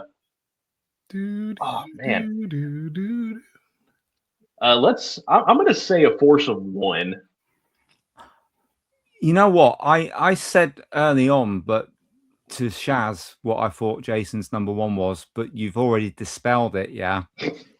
And I did say The Octagon, but now I know it's not that. So I'm not going to embarrass myself any further because I've been so wrong. I didn't think Kaleb would have Lone Wolf McQuaid in there at all. Yeah, me neither. I'm so chuffed that you do. I can't say how happy that makes me. So yeah, I'm going to keep silent and just let Jason give his delivery. Yeah, I don't know. I'm excited. All right. Well, it isn't those two, and I will. All right. Well, I have to say real quick. You got my opinion. Why the Octagon? Force of One, I had some issue with. It's in that period where the acting was a little. USA Up All Night kind of. But so my number one, which I was so impressed with, loved it. Drum roll. What? Top Dog. They said Top Gun. Top Dog. No, I don't even know that one. I don't even know that. Is that a later one for him? Yeah. Oh yeah. Yeah, I took your guys' advice. I didn't hit the late 2000s or whatever. My number one is Silent Rage. Oh. Yeah. Oh man, Nice. I feel a little bad you hadn't seen that, Kaleb, but you're definitely going to hunt that down sometime.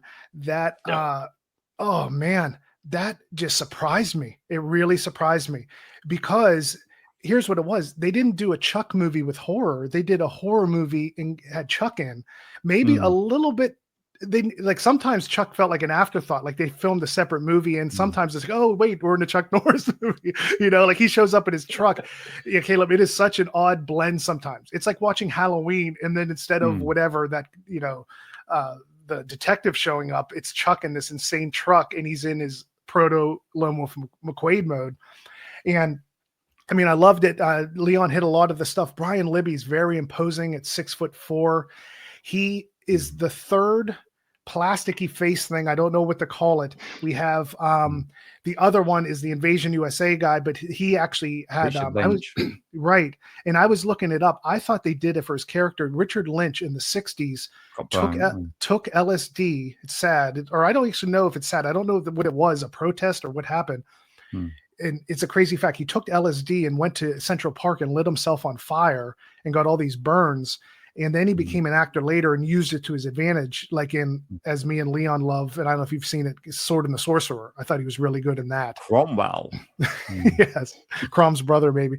No. And so in the other villain would be the one in Code of Silence, had a weird look. But this guy really had he had a plasticky, almost like a Michael Myers mask. It had just a weird fake look that made it so otherworldly, uncanny. And then Ron Silver was awesome. It brought some of the really good acting into it. That's what hits you over the head. These are way better actors. Absolutely. Which one was it had one of the worst acting moments of all? It might have been forced vengeance when he's in the casino and they bring the guy in to like strip him down. Yeah. Oh my God, they got that guy out back like in an alley, like as it was like a, he was like, "No, I want to keep my job." It even sounded like they piped in a different guy because So when it hit me with the Ron Silvers, when it hit me with all of these better supporting actors, Brian Libby should have been a horror mainstay. He was awesome.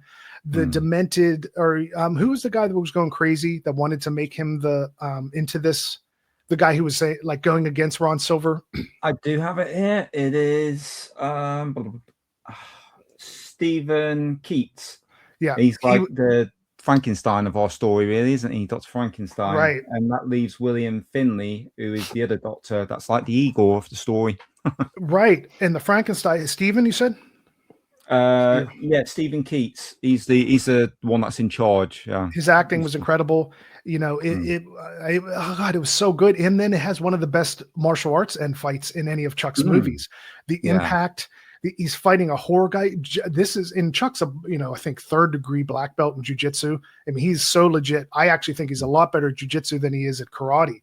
I mean, if you watch his jiu-jitsu, so smooth, so powerful, so great.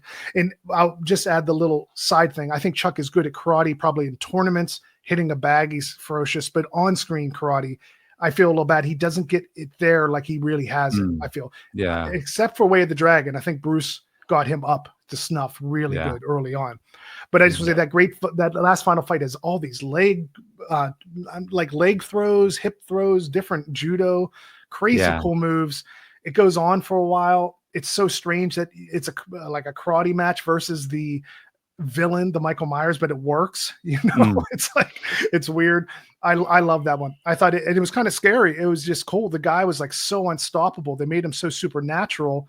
Because you didn't even know in Halloween he was supernatural till he survived and went into the second one a bit, that he got up off the lawn. This guy you knew, and let me remember how. Oh, yeah, I don't want to spoil too much, but I'll just have to say when he puts him in a well.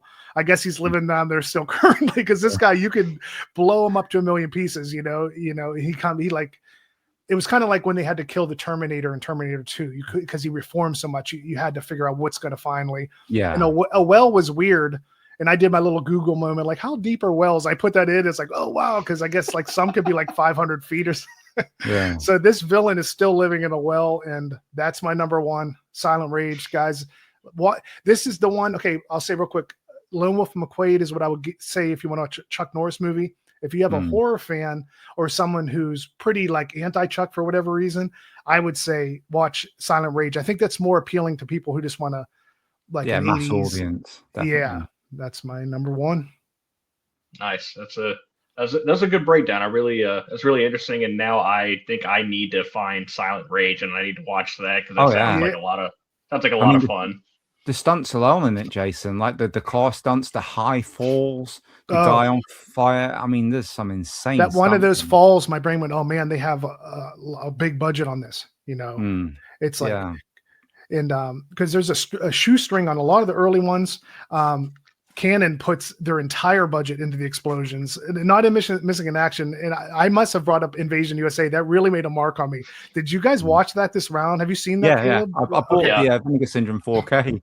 Oh, it's such an odd movie. That is that encapsulates the bad side of Canon. It works in a good way, but man, is it so weird. It's fun though, the double Uzis. But my point is the budget in this is in Silent Rage is used so well. There's falls, all of it. Yeah, excellent. Sweet. I almost want to I almost want to guess yours, but I don't think I can. Yeah. You told us we can't. You told us we couldn't. Well, Leon said we wouldn't be able to. I'd be surprised if either of you actually watched it, to be honest. Yeah, I don't know. I think I was way off guessing Jason, so I think I'm not gonna do this one. I'm not gonna guess this. So. Well, there's one, and do you want to know why I didn't watch it? And I've never seen this in my life. Okay. It had 0% on Rotten Tomatoes. I went to look it up. It was something at the end of the 80s. It's like it has a comma, good cop, bad cop, or some weird word. I don't know. It's one of his late 80s ones. And it's like a double phrase. I'd have to look it up. But wait. What was it? Was it a Hero in the Terror? Let me see real quick. It is. I think so. Yes, it's Hero and the Terror, and I looked that up. It had 0% on Rotten Tomatoes, and I feel bad if you're about to say Hero and the Terror, but Yeah. No, just kidding. No, actually, it's not that bad. It's very okay. similar to Silent Rage, so it's worth a watch just for that.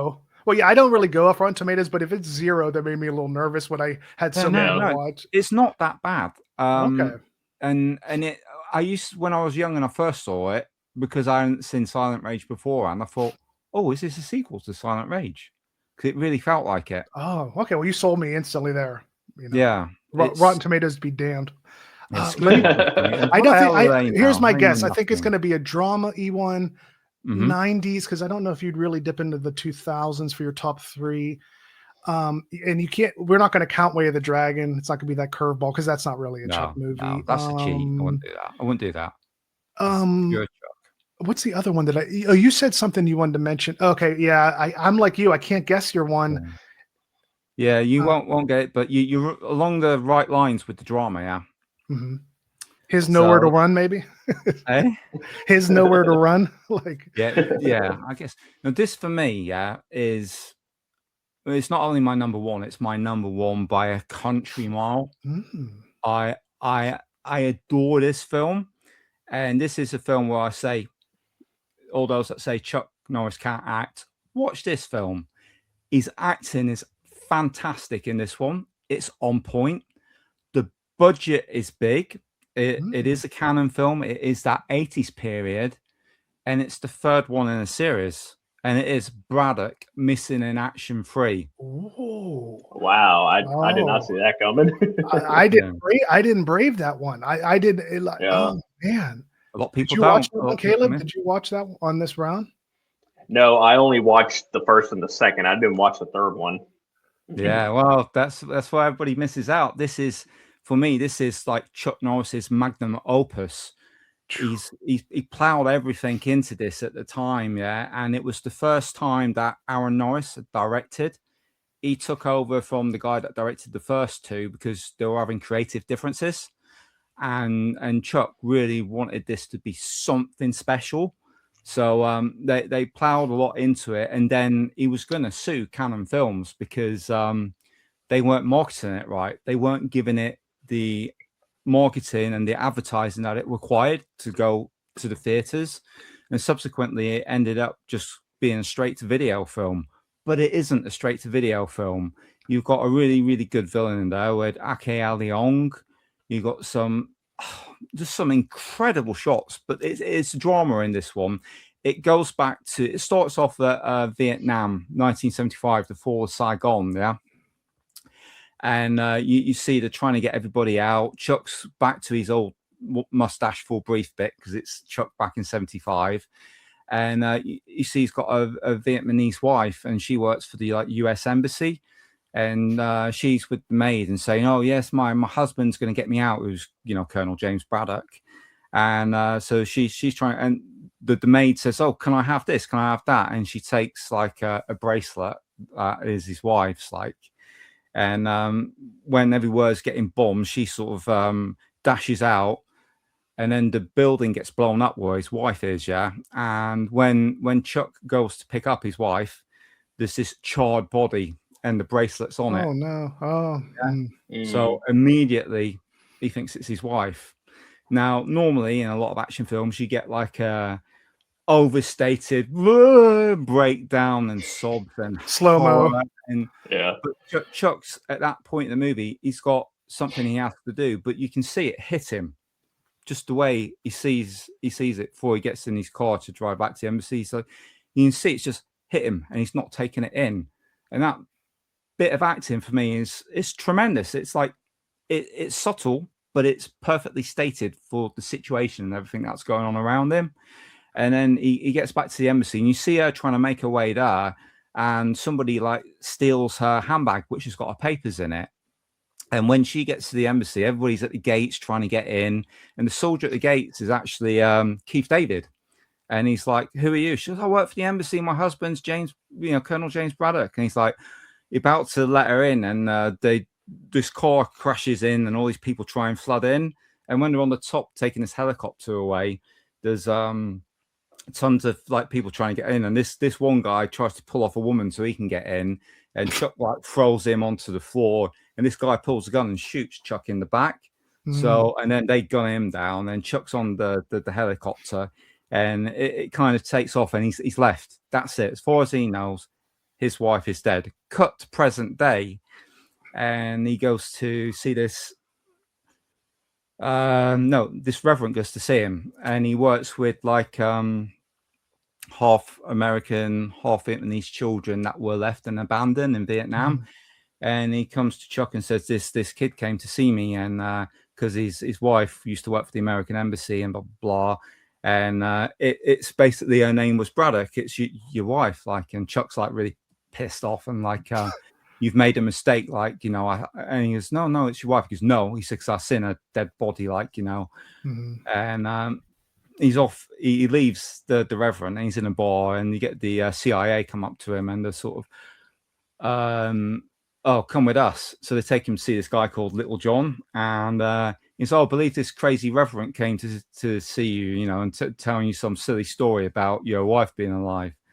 And Chuck's just looking at him, like really looking at him.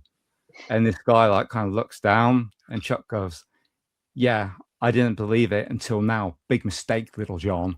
And this guy's like, he goes, "Well, don't go creating an incident. You know, it's only one person. We don't want to create an incident." He goes, "Don't go treading on any toes over there." And Chuck's like, "I don't tread on toes, Little John.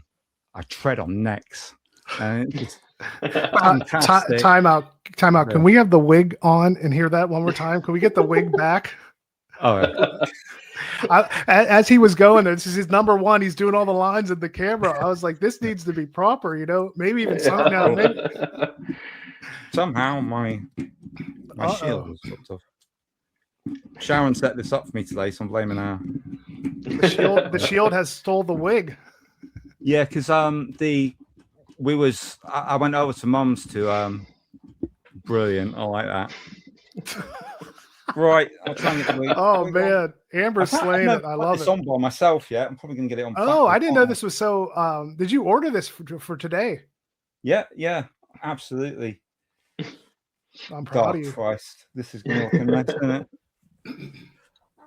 Oh, that's perfect. No, I like it on wrong. Breaker. Oh, yeah. I love it. Okay, can I get an early request for your Halloween costume too? This doesn't look great, but here we go. "I don't tread on toes, Little John. I tread on necks." Love it. Thank you. So yeah, we go from there to them trying to stop Chuck. There's some really dynamic action, another barroom sort of fight, come break out, great car chase. He finds his old mate. They have a low flying plane to go under the radar to go into Vietnam again. That's like pre-Expendables, but you can see an influence on the Expendables with that. He jumps out the plane, and he has this like super turbocharged speedboat, which he takes off in. I don't want to ruin the film for you guys because you haven't seen this, but maybe just the big twist hold off on, because yeah. I'm not going to tell you what happens there on out, because you've sold me. I think we've sold Kaleb on Silent Rage, and I think also in me and you, Kaleb, now need to see this. I didn't see that coming though. I mean, I like how you said it. I just have to say, I was shocked on missing in action. I just thought it was I like slow movies. I thought it was relaxing, but we hit an hour and 5. And if you had to recollect what had happened so far, you did not need all that to get them to Bangkok. It could have been like literally 1 minute or something. Yeah, no, this is the best of the missing in actions. I mean, I like all 3 of them. I really do. I respect that. Yeah. Well, I like them. I'd say I like them. It just had no chance of being top 3. Yeah. I dug it. But yeah, the first 2 wouldn't get to my top 3, and it's not often you get like a third one in the franchise. It's like very rare. Only John Wick or something. It's rare to have a third. Yeah, you know what I mean. And for me, recently I discovered I like Boyka best out of the Undisputed films. So yeah, this is it for me. I don't want to ruin any more. There's a great scene where they try and torture him. Really, really stands out and really shows how tough Chuck is. And it gets even more exciting towards the end when he's trying to. Well, I don't want to ruin it. Go watch I'm going to watch it. I'm going to get back to me. I can't. For me, by far the best Chuck Norris film, Braddock Missing in Action 3, and yeah. I'd love to hear what everybody else comes in with on the comments. I want to see if somebody else has seen it and thinks the same, because yeah, I just love it every time I come to it, and it just cemented it for me. And I thought, yeah, this is my best one. Nice pick. Have you heard that before? Besides you, have you ever heard anyone else say that? I mean, is that considered the best of the missing in actions? I don't think I have. That's why I was like adamant in my head that you two wouldn't have had it in your list. I thought there's no way, because nobody speaks of it like that. I thought I'm the only Chuck fan on that I know that really digs that one. No, that was cool. But as you said it, you know what threw me off there? The fact that you said it was straight to video, but it's 1988. I guess he must have fell off pretty quick in his like box office. How could Canon Films shut down after this? This was being filmed back to back with Superman 4. Oh, okay, but Superman 4 was one of their final. Yeah. And they reckon, they just didn't have the money to promote it. It should have been. I thought May dropped off so hard that like he hit his Steven Seagal, because once Van Damme and Steven Seagal hit that, they never were going back to the theater. But I'm pretty sure wouldn't the Hitman and some of those later ones after this, he went back in theaters, right? Yeah, probably. Yeah. I think I'm not sure what else came after this. I'd have to have a look. But we got The Hero and the Terror next year or same year. Was it? Yeah, and that's nowhere near as good. You know, like I said, I don't hate it, but it's just not the same. Then you have Delta Force 2, the Colombian Connection. I didn't see that. That's painful, isn't it? I mean, I don't. Again, I can watch it, but it's just a bit painful. It doesn't feel good, that one. Yeah, good, nice pick, and I like how you helped us. Like I envisioned it well, like as you told the story on it. For some reason, I was picturing First Blood Part 2 the entire time when you were saying it. For some reason, you know what I mean, with the Vietnamese girl and the like. Yeah, you'll take me with you, Rambo. And his knife, like picking his tooth with a knife like this big or whatever he's doing with it. That's the same actress from Sidekicks, actually, isn't it? Mm-hmm. Yeah, Julia Nixon. Oh, well done. Yeah, I couldn't remember the name. Well done, Caleb. Good call. Yeah. But oh man, that was that was good. I really did not see Braddock Missing in Action 3 coming, but that was good. And now I think I need to check that out as well. Good. Yeah, but I'm confident you're gonna love it. I'm confident you. It's a very Leon pick for some reason. That's just how I'll describe it. But I think that's really cool, and I like. Yeah, good. Yeah, it was good. Yeah, wow. But there's more crossover than I expected, though. Yeah, there really was. But yeah, this that was our top 3 Chuck Norris picks. Before we wrap it up, though, there's one more thing that I did want to ask you guys, and we'll get to that. But first, it's time for our final Chuck Norris fact and my personal favorite. You guys ready? Mm-hmm. I don't even have to read it because it's been my favorite for a long time. I don't even have to look at it. I already know what it is. If Chuck Norris got shot today, tomorrow would be the Bullet's funeral. That is perfect. Brilliant. Very good. Yeah. I love it. Yeah, that is my favorite. But anyway, so can I sneak a cheeky one in? What you got? Chuck can kill a bird by throwing it off a cliff. Kind of a dumb. Chuck Norris. I can't see the bottom. Go up. He decides what time it is. Nice. Yeah. The bird one's so dumb, but I like the ones you have to pause and think. Like, what is this? Yeah. There was actually, now that I remember, there was one more that like made me. I had to think about this one as well. It was Chuck Norris can sneeze with his eyes open. That's good. Yeah. Brilliant. Oh man. Okay. Anyway. But yeah, my final question that I wanted to ask you guys is what did you guys take away from this journey of watching Chuck Norris's movies? Because for me personally, it was very unexpected. Like unexpected was a word that I kept thinking of a lot whenever I was watching all those movies, because I was sitting there thinking, I really did not expect to like the movies that I ended up liking more than like the ones that I didn't, because I was watching like Chuck's like older older, more martial arts centric type movies like Octagon and Force of One and Eye for an Eye, stuff like that. And while those movies like had good things going for them, at the same time, whenever I was finished with them, I was like, I don't know, I don't like it enough to put it in my top three. But then when I was getting on to Chuck's later movies, then I was like, okay, now I'm getting, and now I'm seeing stuff that I can say is a top three.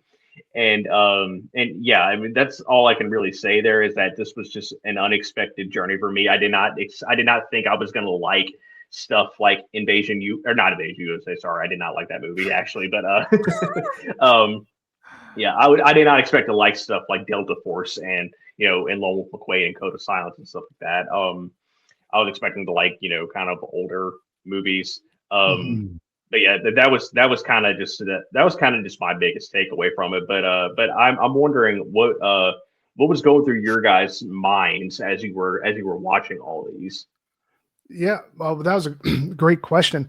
What it was is that I often growing up, like when you're younger, like the American Ninjas and all that, you can't always tell that there may be bad movies or some of the acting is rough. When you get older, when I went to watch American Ninja, I was like, oh, I love this. I still think it's really fun.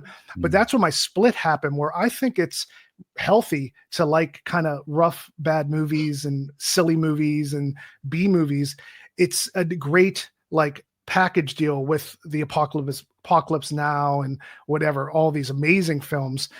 I need that. That's like my left and right arm. You need them both. And Chuck really embodies that. It just feels good. It's lightweight. It's fun to watch.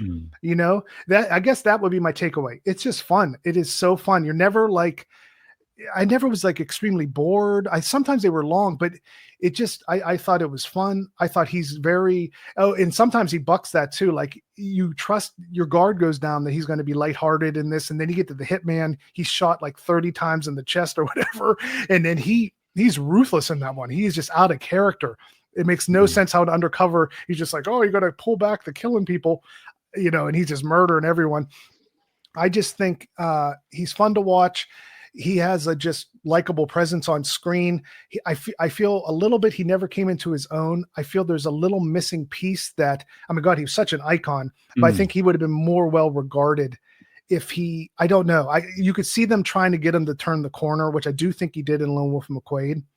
But for me, he sometimes like can't get over that hump of that. I think Arnold, when it comes to like the one-liners, Arnold and Sylvester for me go to a different stratosphere. I feel like Chuck just can't quite get there. He's more in the canon side of things. I feel bad saying this to Leon because I know Leon has like biographies. I just want to say, like, I just feel he was right on that cusp though.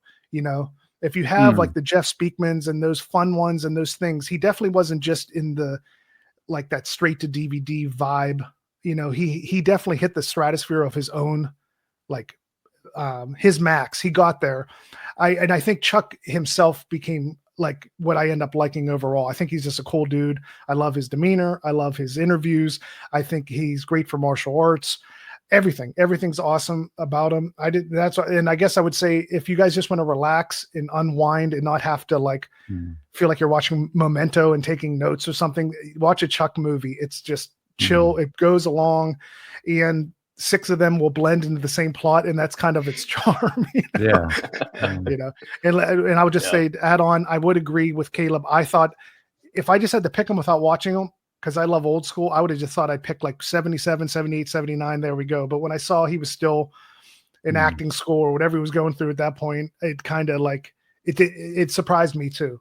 I never would have thought Silent Rage would have been my winner. Yeah, that did me too, actually, because I thought it was going to be all the early ones for me because of the martial art content.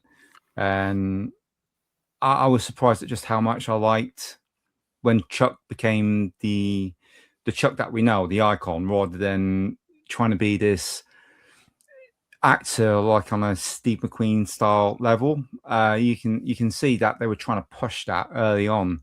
I was kind of conflicted actually, because I loved nearly all the ones that I watched, and I had so many that had a high score on. I was like really stressing out because I felt like early on when he was like, say, Good Guys Wear Black, his first sort of main lead. Breaker Breaker was, well, I don't know what it was. It was a bit of a mix. I mean, I enjoyed watching it, but it's not a great film. It's a weird film, a weird film. Bad But Good ending Guys Wear too. Black is a proper film. And you got James Franciscus in there, you know, who was in Longstreet with Bruce Lee, obviously playing the blind guy, and Beneath Planet of the Apes. Anybody has found the original Apes films, and I felt like Chuck acting opposite him and having Ann Archer in it. I can see that he's really trying, but there's like he's like inhibited slightly. It's almost like he's shy or embarrassed or something. There's just a little something. He seemed holding nervous to back. me. He seemed nervous to me, like in Yeah. the Octagon, which I would have thought was going to be my Yeah. number one from when I saw him was little. When he's trying to do the scenes with her, Yeah. I can maybe not even just nervous. I can see the gears turning of him almost remembering his lines. Where they're at the table, he's like, Yes. well, Yeah. why would you do that? Then it's like, I have to smile, but he got over that, and the smiles came better later, you know. But yeah, he just seemed a little like spooked or something weird in his bad moments, but he got over that very well. Right over that. I feel like it could have come. I feel like it's there, and there's some scenes that really make me feel like actually he's just like another star of the 70s. You know, he's not that different to who we had then. You know, he could have been, but it would have required different directors, different budgets to pull it out of him. And I feel he then hit the Lone Wolf McQuade, and that was like, oh, that's it. That's who I am.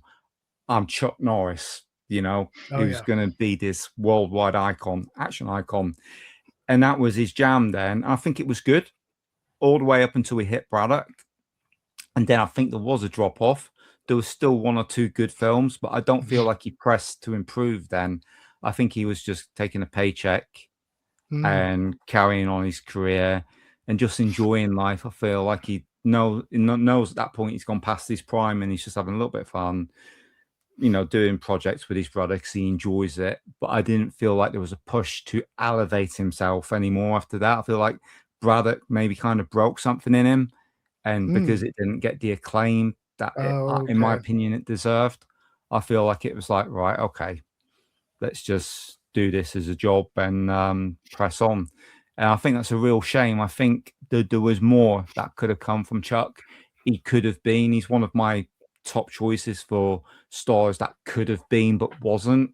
And that sounds ridiculous with the amount of money he's made and the amount of iconic films. But I still feel like you say, we kind of missed the boat a little bit with Chuck. I think he could have been so much more than he even was if, you know, everything was favorable, the elements were favorable, and everything had gone just a slight bit different. But yeah, that's my take on it. And just want to say for Chuck, if you're watching this, still want to be you, man. Absolutely love you. Think you're incredible. Top legend. And watching all your films was a lot of fun. Yeah, absolutely. And I think, I mean, whatever we may feel about his movies, you can't deny the impact he's had. And you also can't, you know, you definitely need to acknowledge everything he's done just for the martial arts world in general. You know, I mean, as far as that goes, he is undoubtedly like one of the most celebrated figures in the martial art industry, and it's well deserved. And yeah, it's just. Yeah, it's just Chuck Norris. You know, he shot down a German fighter pilot by pointing at it and saying "bang." So I had to throw one more in there. Okay, I'm thinking, did I miss that one? Because that seems like maybe the plane was going down.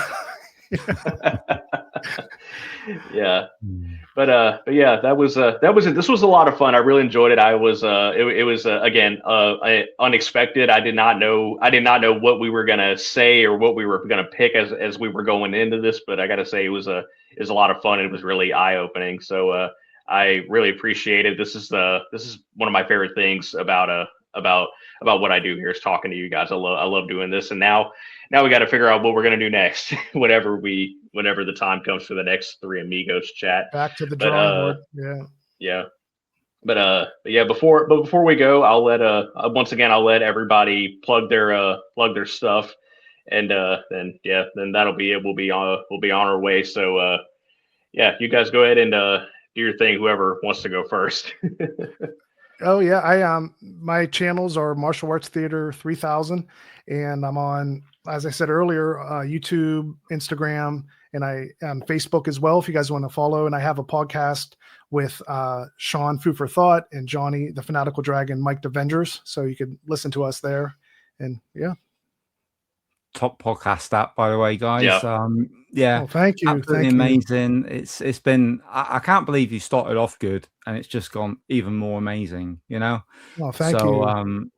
if you guys out there listen to any podcast, listen to Mike Avengers. It's such a happy place for me. It gets me through so many days at work, and I really appreciate and love the work you guys are doing. Appreciate that. If you have a little bit more time on that and you want to go back and listen to some of our episodes, not as good, but Oh, that's not true. no, honestly, I mean, you guys got it down to fine art, but I do think we've done a few good episodes, and I think Shaz brought the best out of that. I think I was, I should let her take the lead a little bit more than what I did. But yeah, if you want to see some reviews on some more recent films that might, cinema, always hop onto our channel for that. And we do have a backlog of videos if you're looking for some physical media release coverage. There's like over 400 videos on there. But other than that, go to Caleb's channel, go to Jason's channel, and enjoy their content. And look forward to seeing you guys again when the Three Amigos reunite in the future. Oh yeah. Yeah, absolutely. And definitely check out Caleb's Retired podcast. Oh, that's about yeah, thank you. Yeah, you I think so much. yeah, I'm thinking about maybe doing another reunion episode. Still trying to figure out how I'm gonna do it, what kind of topic we're gonna have. But it'll, whenever I think of something, I'll throw an announcement. It's gonna have to be a movie that's gonna push you to do it. Like, you know what I mean? Yeah. Like yeah, definitely. But yeah, other than that, if everyone could subscribe to the channel, I greatly appreciate it. There's going to be a link tree in the description of this stream. Like once we're done, I'll throw it in the description. But you guys can subscribe to the channel. I appreciate that. Leave some comments. We always love seeing the comments. And yeah, you can follow my Instagram and my Facebook page and my again my newly created Twitch channel. I'll probably stream a little bit on there once I'm done here after I eat because I'm starving. But yeah, yeah. But yeah, that's all I really have to say. Again, I appreciate it. Appreciate everybody watching. I love doing this again. Yeah. It's always a lot of fun. So it was a blast. Yeah, definitely. So until the next one, we thank you guys as always. We appreciate it, and we'll catch y'all on the next one. Later, everyone. Cheers.